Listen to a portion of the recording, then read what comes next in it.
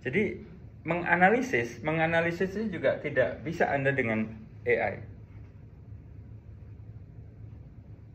Dengan konteks seperti yang tadi saya bilang ketika menilai gitu. Sekali pukul Anda ingin, dengan sekali prompt Anda ingin tahu ini tugas ini bagus atau jelek. Nah, itu nggak bisa. Sama halnya dengan menganalisis. Ya. Nah, tapi saya bisa paham kalau caranya misalnya begini, misalnya ya. Anda punya tabel nih.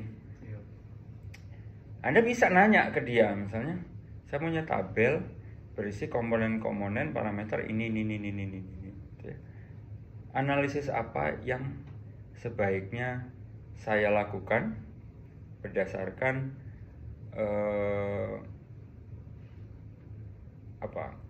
artikel-artikel ilmiah yang tersedia di internet misalnya. Itu promptnya ya. Mari kita coba. Kalau Anda penasaran, mari kita coba. Kemudian muncul misalnya salah satunya, misalnya Anda dapat melakukan analisis regresi misalnya begitu ya.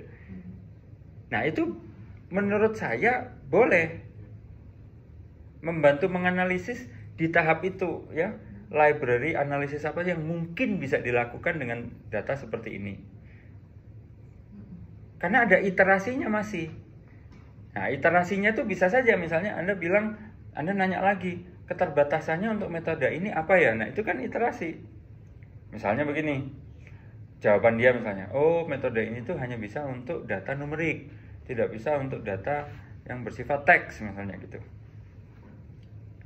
Itu bisa. Nah, analisis yang menurut saya aneh dan rasanya tidak boleh itu adalah misalnya begini.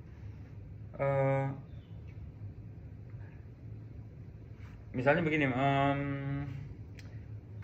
dari data ini, menurut Anda apakah ada hubungan?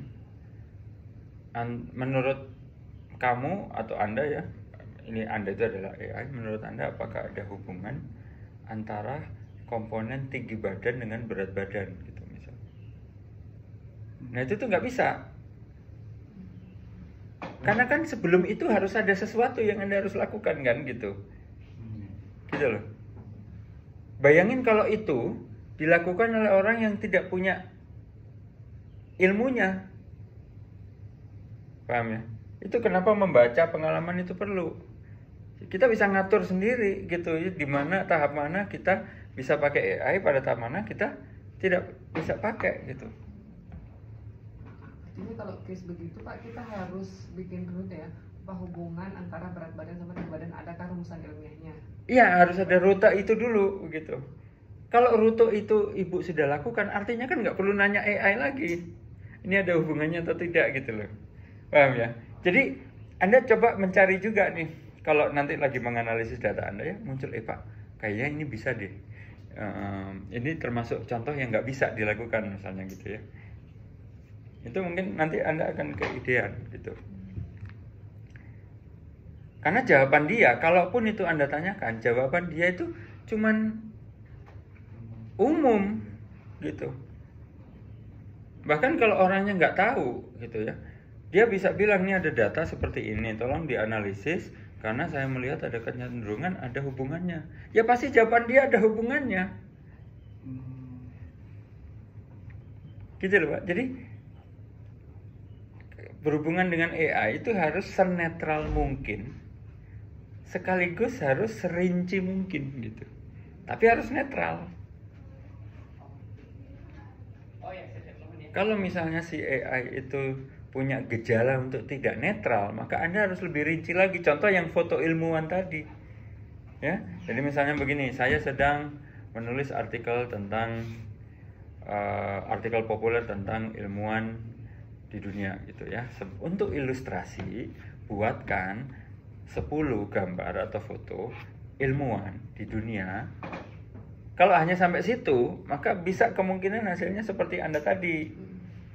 Gambarnya laki-laki semua, kulit putih semua, begitu kan? Tapi kalau Anda rinci misalnya, gambar harus mengandung kesetaraan gender.